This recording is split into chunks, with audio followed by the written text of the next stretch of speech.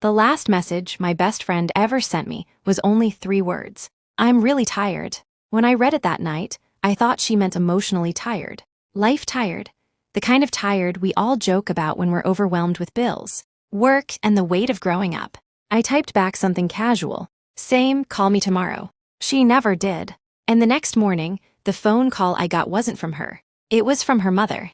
I'm 30 now, sitting in the quiet living room of the small house I rent outside Portland, Oregon. Rain taps softly against the windows like it always does here. There's a cup of tea on the coffee table, long since gone cold. Sometimes, I still expect my phone to light up with her name. Emily, my best friend since we were 10 years old. The girl who taught me how to climb trees higher than anyone else in our neighborhood. The girl who convinced me to dye my hair purple in high school. The girl who knew every secret I had before I even understood them myself. At 25, I lost her to opioid addiction.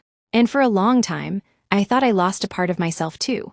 This is our story. Emily Carter and I grew up on the same quiet suburban street in Eugene, Oregon. Our houses were 3 doors apart, separated by a patchy lawn and a crooked maple tree that dropped leaves into everyone's yards every fall. We met the way most childhood friendships start.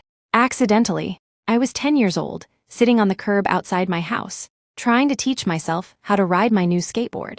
My mom had bought it at a garage sale, and it still had stickers from some other kid all over it. I kept falling. Every few seconds. My knees were scraped, my hands were dirty, and I was ready to quit when I heard a voice behind me. You're leaning too far forward. I turned around. Emily stood there, holding a blue bike helmet under her arm. She had freckles across her nose and messy brown hair that looked like it had been cut by someone who didn't care much about straight lines. You're supposed to bend your knees, she said, like an expert. Do you even skateboard? I asked. No, she admitted. But I watch people on YouTube.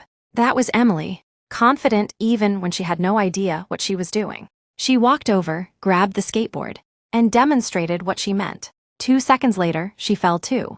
Hard. We both started laughing so loudly. My mom came outside to see what was happening. That was the first time I remember thinking something very simple. I like this girl. From that day on, we were inseparable.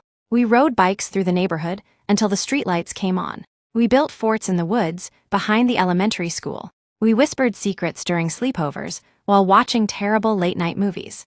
Emily had a way of making ordinary life feel like an adventure. She once convinced me we should try to dig a tunnel between our houses. We got about 2 feet into the ground before her dad caught us. Another time we decided we were going to start a band, even though neither of us knew how to play an instrument. Emily picked drums. I picked guitar. Our band lasted exactly 3 days, but we spent the entire summer pretending we were famous. Those were the years when life still felt simple. Before the word addiction entered our lives. Before the word opioid meant anything at all. High school didn't change much between us. If anything, it made our friendship stronger.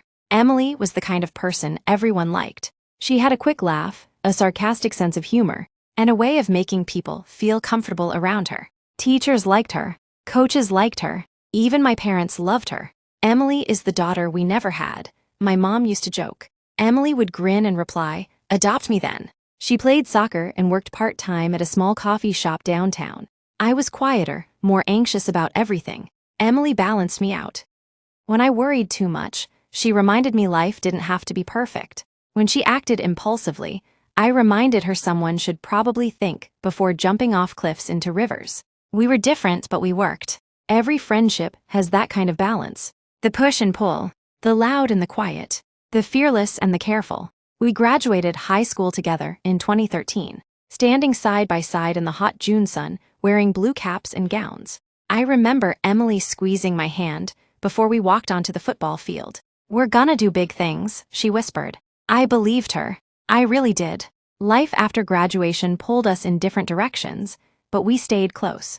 I moved to Portland for college. Emily stayed in Eugene and started working full-time at a veterinary clinic. She loved animals more than anything. We talked almost every day.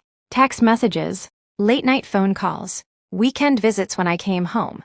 At 22, Emily got her first real apartment. At 23, she adopted a rescue dog named Charlie, who immediately destroyed her couch. At 24, she started dating a guy named Ryan. I didn't like him much, but Emily seemed happy, and sometimes that's enough. The first time something felt wrong was during a phone call when we were 24. Emily sounded different. Quieter, slower. You okay? I asked. Yeah, she said quickly. Just tired. Everyone gets tired, right? Working full time, paying bills, trying to build a life. I didn't think much of it then. But that was the first crack in the story. The moment when everything started to change. And I didn't even see it happening. A few months later, Emily got into a car accident. It wasn't serious. She slid on wet pavement late at night and hit a guardrail. The airbags deployed, and she had a minor shoulder injury and some bruised ribs. The doctor prescribed painkillers, oxycodone. At the time, it sounded like a normal part of recovery. No one told us that sometimes recovery becomes something else entirely. Something darker. Something that slowly takes a person away piece by piece. At first, Emily joked about the medication. These things make me feel like I'm floating. She laughed during one of our calls. Then maybe don't take them unless you need to, I teased. I know, Mom.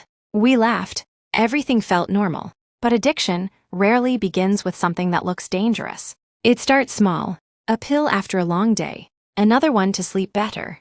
Another one to stop feeling stressed. Another one to stop feeling anything at all.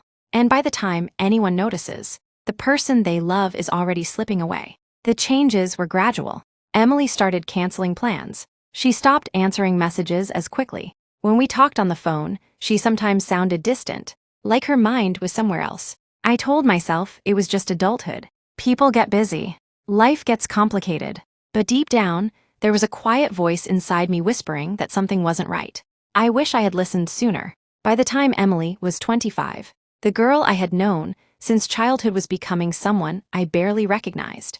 Her laugh sounded forced. Her energy was gone. Her bright curiosity about the world had faded into something heavier, something darker, and the word opioid was about to become the most terrifying word in my life. Because addiction doesn't just destroy one person, it breaks everyone who loves them. And I was about to learn that the hard way. I didn't know it yet, but the day my best friend told me, "I'm really tired," was the day I would lose her forever. After Emily's accident, the pills slowly became part of her everyday life. At first it didn't seem serious. The doctor had prescribed them. She was in pain. Everyone around her assumed it was temporary. But addiction doesn't arrive like a storm. It arrives quietly, one small decision at a time. Emily began taking the pills, even when her shoulder had mostly healed. She said they helped her sleep. Then she said they helped her deal with stress. Then she said they helped her feel normal. I didn't understand what that meant, but I would soon. One evening, I drove down to Eugene to see her. When Emily opened the door to her apartment, my heart sank. She looked different. Her eyes were dull. Her hair was messy in a way that wasn't like her usual carefree style. The apartment smelled stale, and dishes were piled in the sink. Charlie, her dog, ran to greet me, but Emily barely reacted. "Hey," she said softly. I hugged her, but she didn't hug back the way she used to. It felt like hugging someone who was already halfway gone. We sat on the couch and talked for a while, or at least I talked. Emily mostly stared at the floor. Finally, I asked the question I had been afraid to ask. "Em, are you okay?" She hesitated. Then she shrugged. "I'm fine." But she wasn't. A few minutes later, she stood up, walked into the kitchen, and swallowed a pill with a sip of soda. My stomach tightened. "What was that?" I asked. "Just medication." "How many are you taking?" She didn't answer. That silence told me everything. Over the next year, things got worse. Emily lost her job at the veterinary clinic. Ryan left her. Her parents tried to help, begging her to go to rehab. I tried too. I drove down almost every weekend. I cleaned her apartment. I brought groceries. I sat with her for hours trying to remind her of the person she used to be. Sometimes she cried and promised she would stop. Sometimes she got angry and told me I didn't understand. And maybe she was right. I didn't understand addiction. I only understood that my best friend was disappearing. The last time I saw Emily alive was 2 weeks before she died. We were sitting in a small park near her apartment. The autumn air was cool, and leaves were falling around us. For a moment, she looked like the old Emily again. She smiled. A real smile. "I'm sorry," she said quietly. "For what?" I asked. "For everything." I shook my head. "You don't have to apologize. We're going to figure this out." She looked out toward the trees. "I hope so." Then she said something that still echoes in my mind years later. "I'm just so tired." At the time, I thought she meant tired of fighting addiction. I didn't realize she meant something deeper. Something final. 2 weeks later, I got the phone call. It was early morning. Emily's mom was crying so hard, I could barely understand her. They found her, she said. 3 words that shattered my world. Emily had overdosed in her apartment. She was 25 years old. For a long time after that, I carried a heavy weight inside me. Guilt.